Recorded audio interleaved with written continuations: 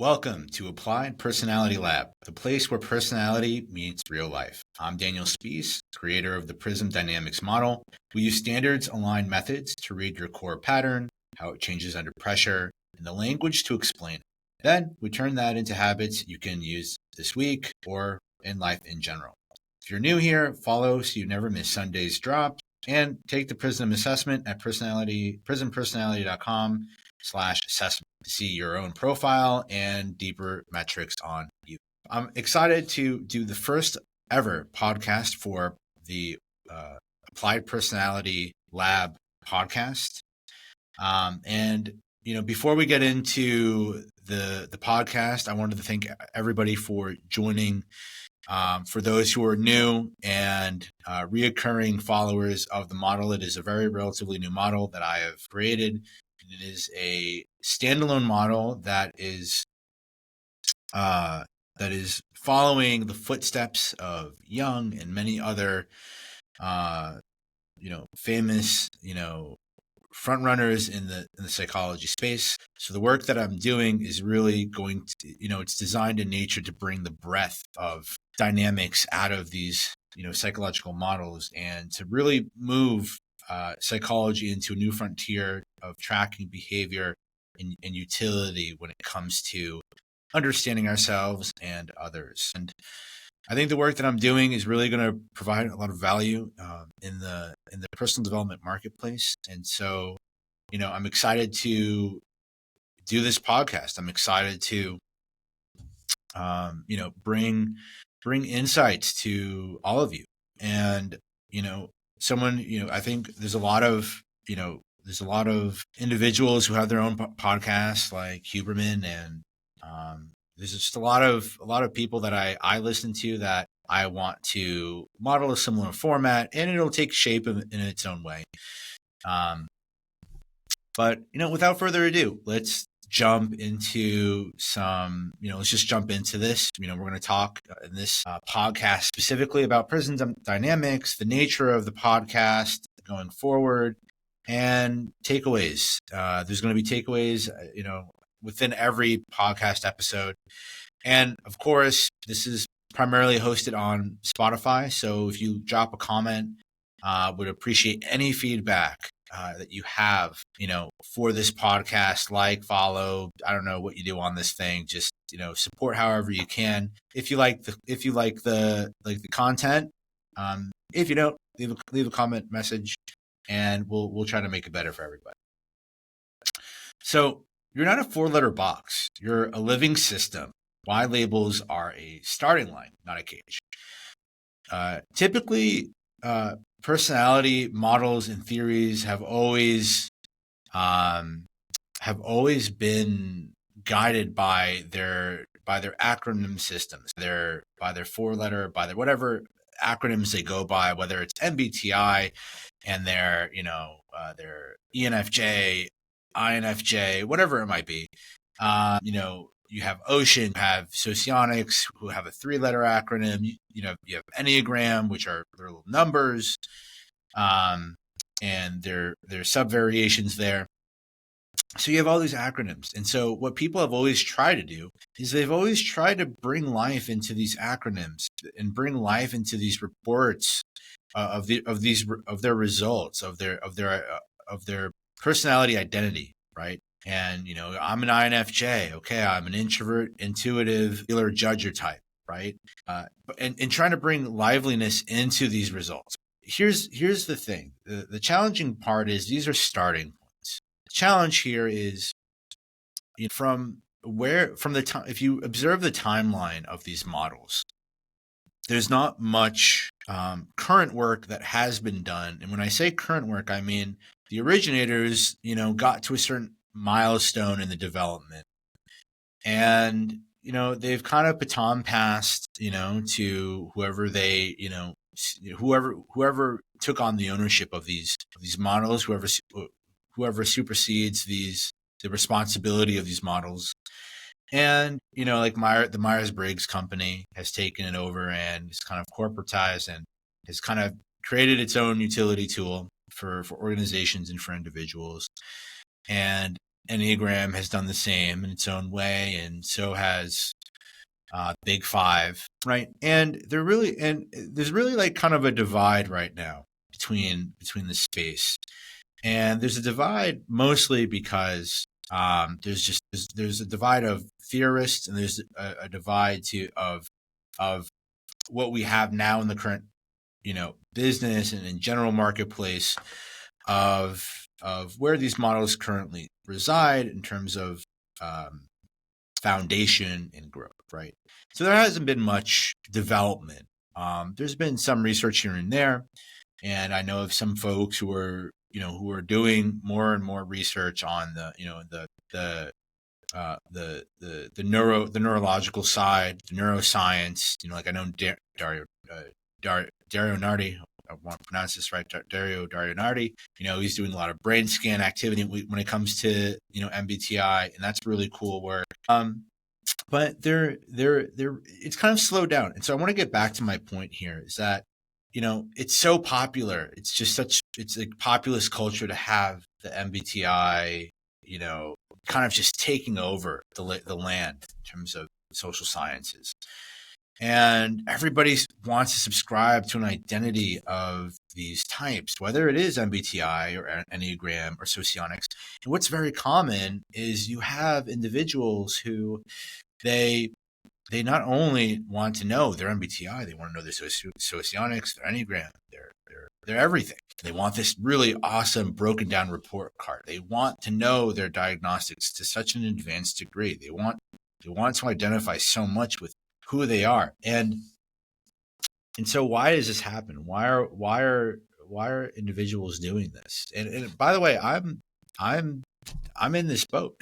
Like I started with MBTI, and then I got into Enneagram, and then eventually I got into socionics, and I ended up with this report card of just all these different things and trying to cross correlate, who I am, and to have a further deep insight into who I am and how to function better in life and how to communicate better with others and just have a better placement in life in general, right? I think that's the biggest thing here of why we do this. But it's a starting point.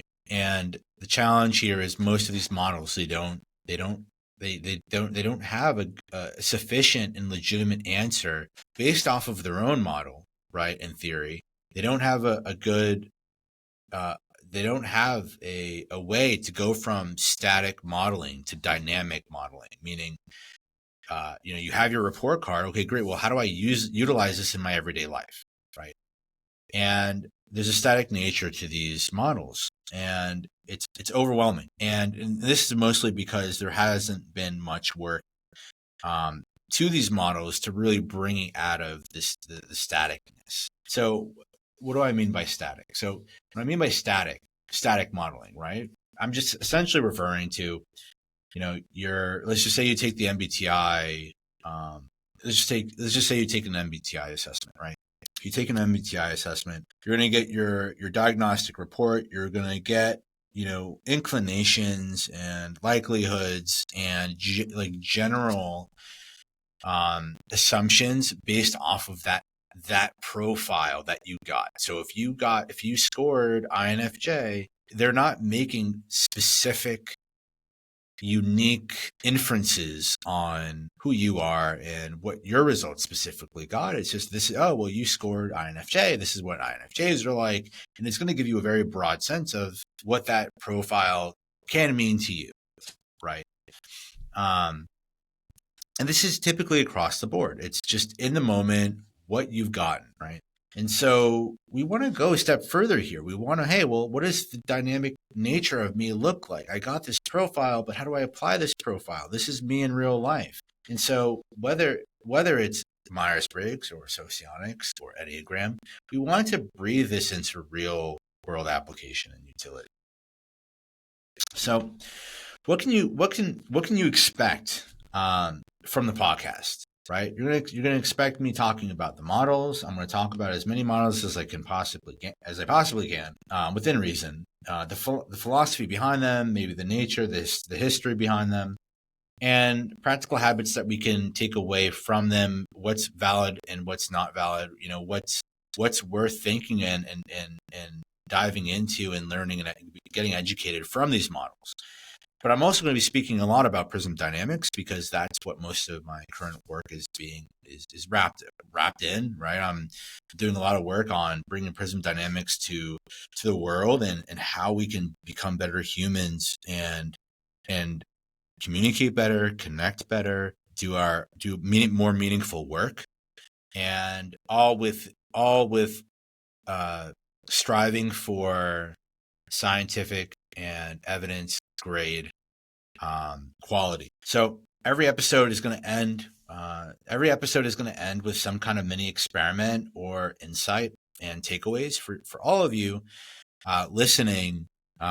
Whether you're driving in your car, you're laying down in bed, you're listening with friends or teammates, and you can apply this podcast somehow to your everyday life. And the goal for every episode is to provide so much value that you walk away from that you cannot wait to have time to listen to the next one and or it's impacted you so much that you want to share this with a friend or a loved one. So here's my story a little bit. I've been in psychology, typology ever since I was 18 years old. I went to school for it. Associates in psychology, and it never really ended. I discovered MBTI, in my later teens, and I was learning about MBTI, and I thought I was an ENFJ at the time, which I later found out years later that I was a ENTJ or an LIE in socionics. And an LIE, I use the same lexicon in Prism Dynamics, LIE and Prism Dynamics. And I've used, personality models, whether it was in sales, business, my relationships. I've always tried to apply, psychology models wherever I can when it came to people, because for me, people in my relationships have always been, a tough point to nail. I've always had a tough time, connecting and formulating really strong relationships in life, and it's something I've always valued. And I'm definitely going to talk more about that in other episodes. And so I always found it fascinating to talk about people, learn about people, understand the systems behind how people work, how people work, and how to bridge that gap. I'm always interested in how I can connect better and better with others. I've always been interested in the framework, these personality frameworks, experimenting and exploring this and just discussing it. I used to host personality meetups in New York City.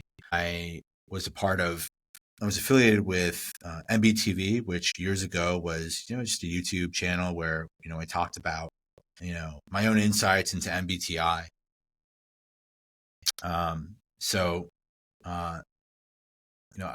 Another part of making this podcast and doing the work that I'm doing is that there's just an overwhelming frustration that I have with typology and personality models. Right now it's kind of like the Wild West when it comes to the social sciences, these personality models, that I've spoken about. There's a lot of tests out there that aren't accurate. There's a lot of tests out there that just, it's not worth your time to do. You leave out a lot of pertinent information that could be very useful for users. And just right now, the general climate of, the MBTI and these personality models, it's just, you have Reddit communities where everyone's just like memifying, MBTI, socionics, and, the younger generation specifically they're just having a field day, with filling in their own gaps of the models. I think it's high time we bring just a higher, just more value to individuals because it's available and it should be available to everybody. Having, a strong, takeaways from these models should be available, and it should be backed by what's credible, evidence based, and I'm excited to go into those deeper dives.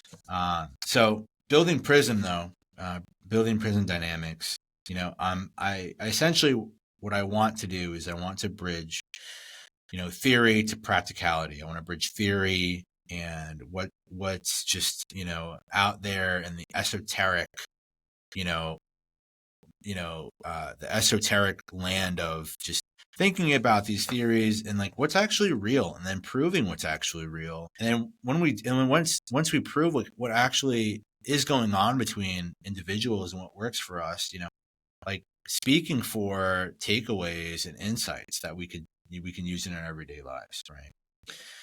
And we can develop better habits, behaviors, better communication styles between, people that are in our lives, right?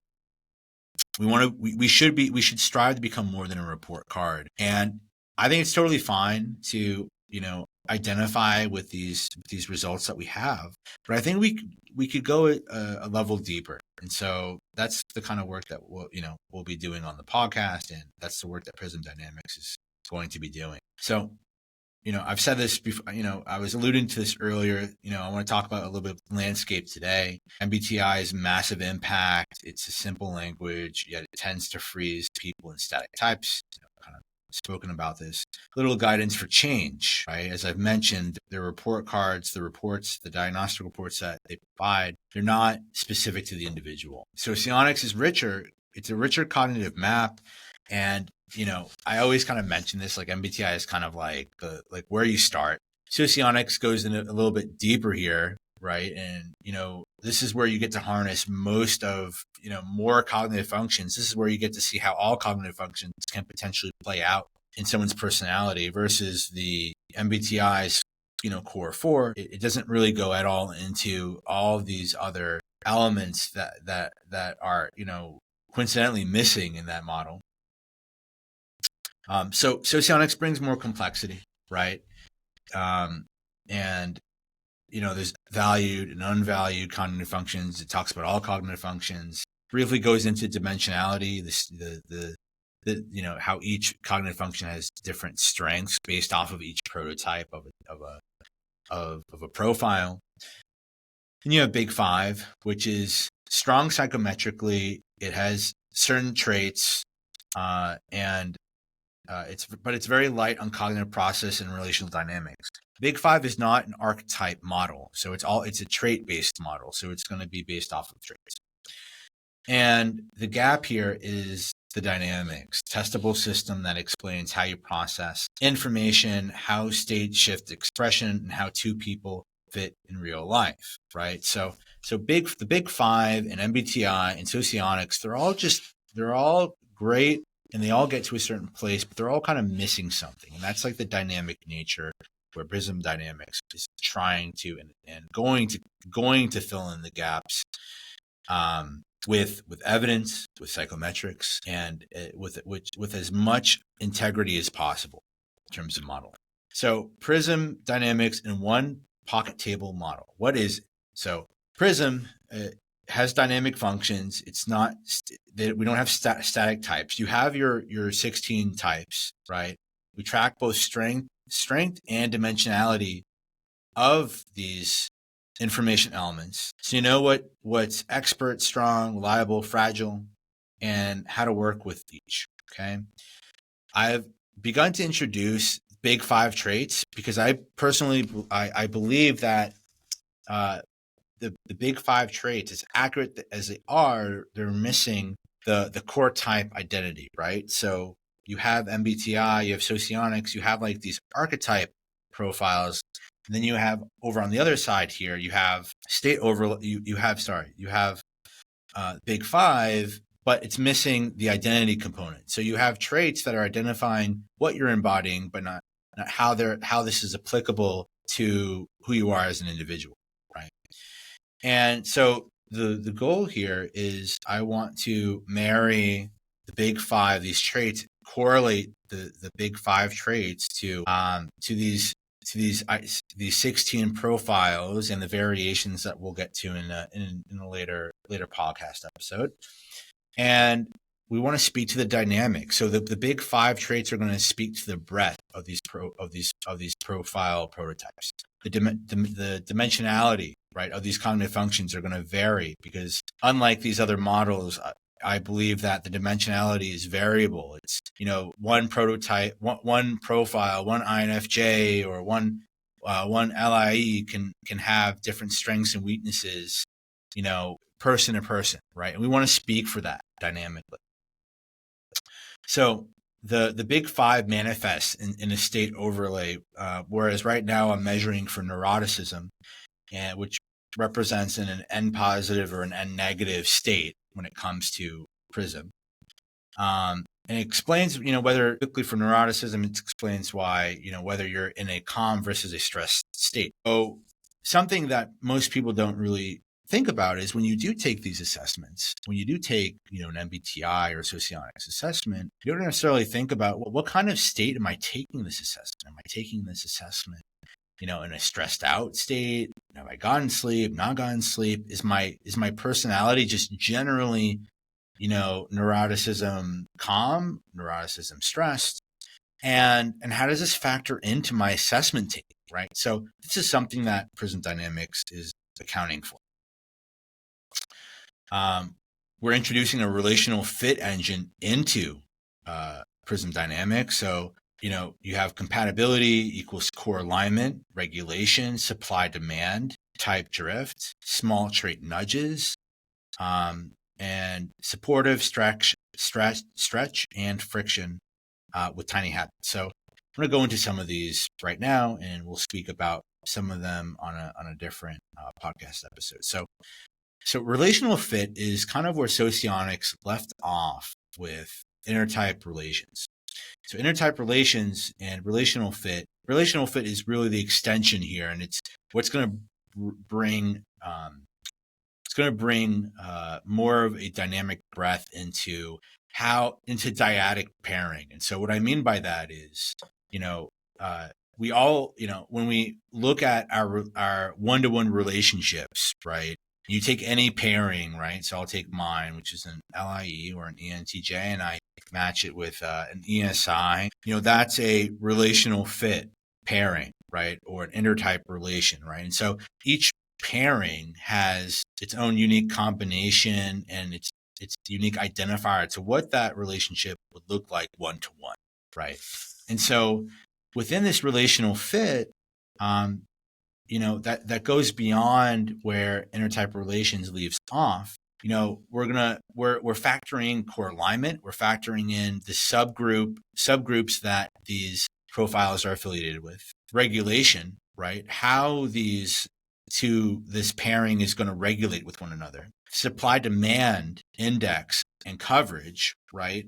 Each profile gives and takes, right? Supply and demand. Each profile, like the LIE, gives certain things and needs certain things, and how this looks like specifically and uniquely within each pairing. And type drift, right? Because every individual that gets a certain prototype is a unique profile of that prototype. So what do I mean by that? As an LIE personally, or an ENTJ in MBTI terms, I'm going to look differently than another LIE. Prism Dynamics accounts for this variation of type prototypes. So nobody's going to be the gold standard of what their profile prototype will look like.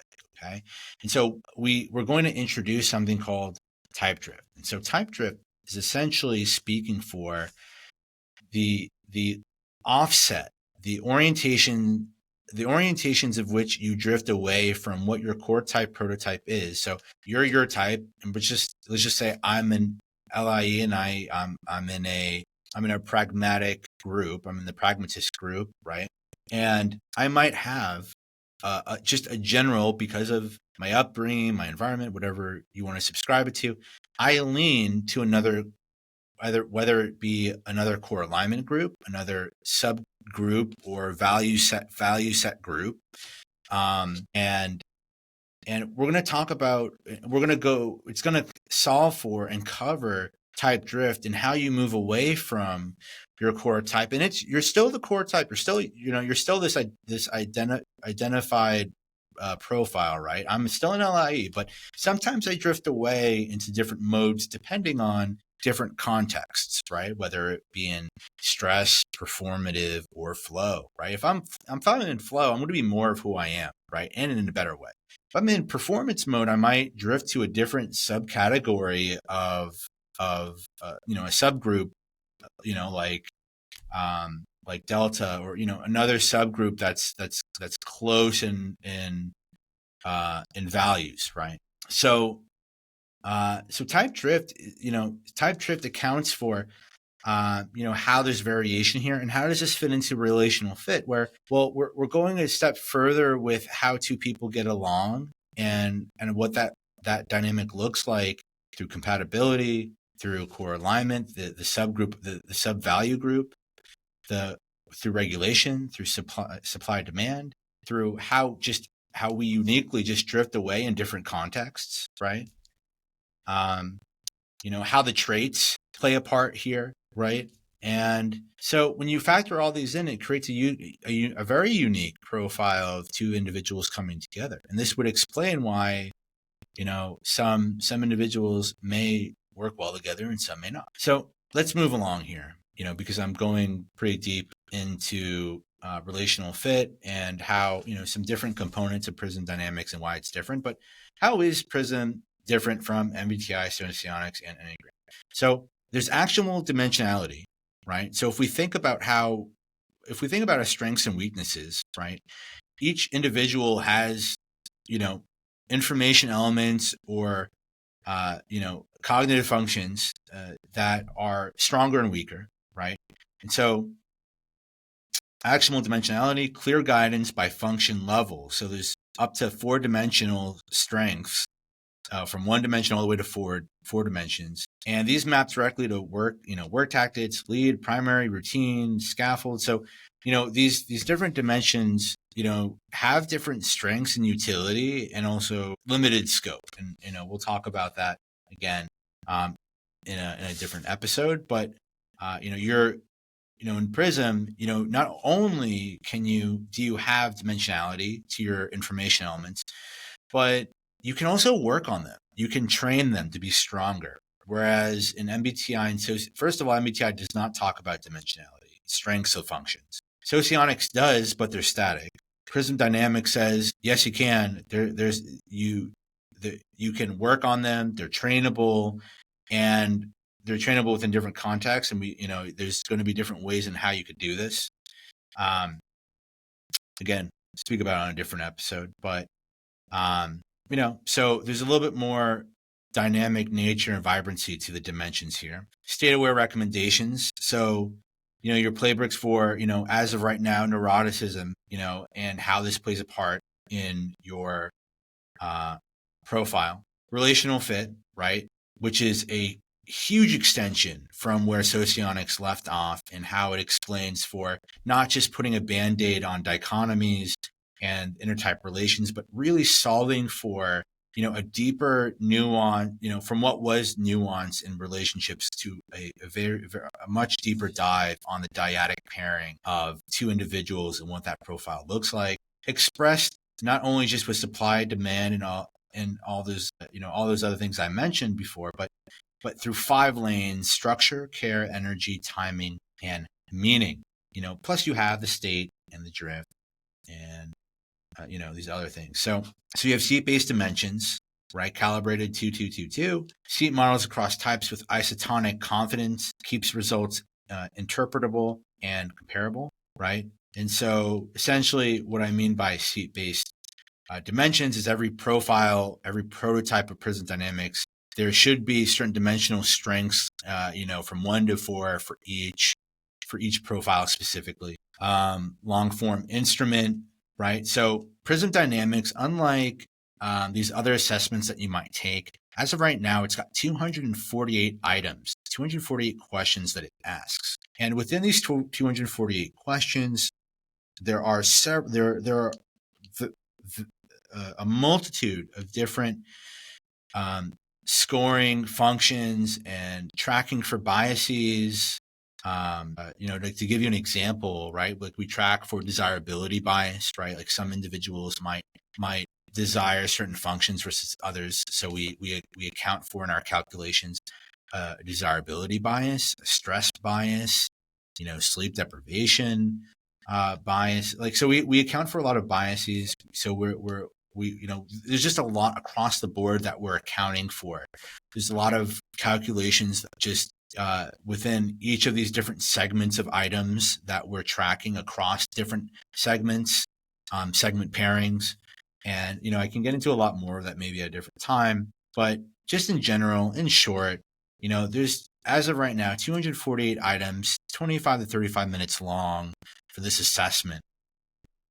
And this allows me to not only provide a more robust diagnostic report for individuals, but I'm also able to grow the model not only where I want it to, and it's in the direction I want it to go into, but it also is able to account for, and there's opportunity to do deeper research with these items, right? So, for example, if you were to take an assessment, and let's just say you wanted to build on a theory or a model, and you have, a 60 item assessment, you might be able to do some work with some scales like, cognitive functions or information elements, but it really ends there. And so by incorporating 240, the items that I have and the more that I will add to it, I'm going to be able to do a lot more work breaking down the responses,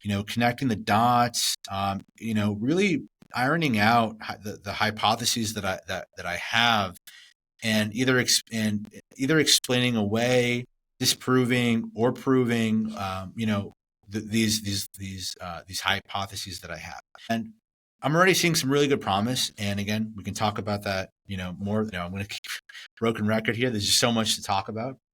Short story, a lot of items, in this assessment. Why people discredit personality and how we fix this. So,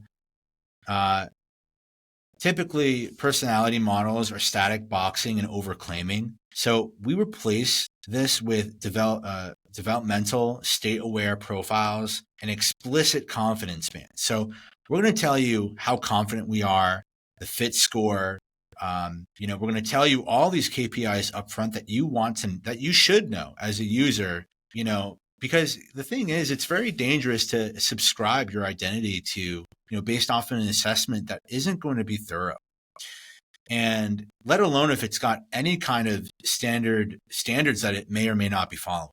And I could safely say that the way that Prism Dynamics is built, it's got psychometric KPIs, built in. I got a dashboard that I'm seeing in real time how the items are performing, how these questions are performing, how people are performing on these tests and the retests, right? Which is where the potatoes, or I don't know, where the gold is, right? The gold and the KPIs that we want to know, not only from a research standpoint, but as a user, is you want to know that you get the same result the second time to prove and anchor your core type. And so what I could safely say with accuracy is, so far the assessment is coming back at a 0.864, which is 86.4% retest, which means that we have a pretty strong base of, if you take our assessment, you will get your core type mostly on the first try, but it'll anchor on the second assessment,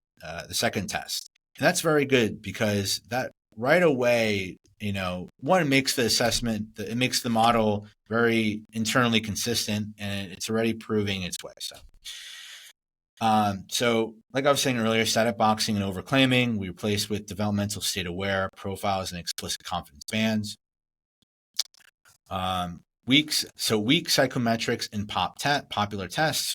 We publish core metrics, top 2 gap, prototype alignment, method agreement, and gate outputs when quality flags trip, right? So we want to show you, the pertinent information that you would want to know here, right? We want to show you how you square up against, the prototype the prototype measurements that we have, right? We want to show you what your top two types could be, and especially, the more nuanced, the newer components and scales that we have, like the core type drift. What top 2 or 3 types do you look like in different contexts and relational fit? So we want to give you deeper information that should be, that isn't available in these other models. Being psychometrically proactive, what we're tracking and shipping. So I was alluding to this earlier, but reliability, right? Test retest stability targets for dimensional labels. Expect highest stability at 2D, 4D. Border movement allowed. So, I'm very big on tracking for reliability here, right? I'm going to be releasing a lot of cool features to the tool. And, there's a lot here and again, I'm not going to advertise here, but there's going to be a lot of features to come. And part of this is really showing up in terms of reliability. Validity gates, attention and consistency, social desirability checkups, checks cap dimensional calls and trigger low confidence type top 2 reporting, construct structure, EFA and CFA to confirm the 4 subscales of dimensionality, experience, norm, situation, and time per function, item performance, discrimination, threshold, tuning, scenario bumps, 10 to 20. 0.10 to 0.25, and scan invariance checks across key groups at the sample scales. Method agreement, Likert for forced choice, correlation, monitored and reported, and transparency packet. We already report distinctiveness, top 2 gaps, confidence, and prototype alignment. Spearman in our SSOT summaries. And maybe in another podcast episode, I will show the dashboard, which I probably will do, honestly, and I will go into detail on what each of these KPIs mean. In short, we're tracking what should have been tracked in most of these assessments that are readily available today. And if you're listening to this, you should laugh at any assessment that's going to be 60 or 80 or 100 items or even 150 items. You deserve, at this point, in this day and age, a very unique reporting experience for yourself. And you shouldn't settle. So what does this mean for you? What does all this stuff mean? You'll know where to lead, what to automate, and what to scaffold, right? By function level, not vibes. You'll be able to really have a clear tell based off of your report, how to use it in the real world for yourself. You'll learn state shifts, how to widen capacity and calm, shorten loops and stress, and pick the right tool for the day. You'll be able to use what you need to based off of context, right? If you're showing up in a stressed out place this week and you're embodying one type, for example, or one course, like one state, like, you're high neuroticism, low neuroticism, you'll be able to know how to show up for yourself and catch the pattern. There's just going to be so many great takeaways. You'll get relational diagnostics, like I said, which lanes are green, yellow, red, and 2 tiny habits during the week. Just a ton of habits, not just 2. Myths to retire with better rules. Type is destiny. So you're going to be able to see more than just type here. Growth is dimensional plus state and skills, train, capacity, fluxes. You're going to become way more than just some prototype, on paper results, okay? You're going to be able to take your type and understand the more nuanced, unique KPIs of who you are and understand where the growth opportunities are. Fix weaknesses first. That's the old, and the new is lead with strengths, scaffold fragile zones, checklist, peer review, templates, right? You're going to be able to have so much more insight, not only just for your weaknesses, right? It's like, an MBTI, okay, or socionics, I have a weak function. Okay, great. Whoop-de-doo. What do I do with this? Prism Dynamics is going to bring this to the next level and say, not only are we going to show you your weaknesses, this is how you are across the board. And also, this is how we train your dimensionality. This is how we're going to communicate better with others. And even, the more exciting work down the road with individuals, one-to-one, with teams, and with purpose. Yes, you've heard that right. I want to iron out and really localize in proximity, purpose, purposefulness, and mission, and how your profile can lead to better life living with purpose and meaning. And most importantly, this is not just vibes, right? We publish metrics and band fit with explicit formulas. So you're getting a lot of nuggets here. You're just getting so much information. So here we go. The 3x3 lab, your first mini experiment. Pick 3 strong functions. First, you need to do the assessment. From here, you need to pick 3 strong functions, do 1 10% stretch each with each week. Pick 3 reliable fragile zones, add 1 scaffold each checklist, template, peer review. Maybe get a friend or somebody that you trust with the ones that are a little bit weaker. End the week with 3-minute debrief. What got easier? What's still sticks? What to iterate?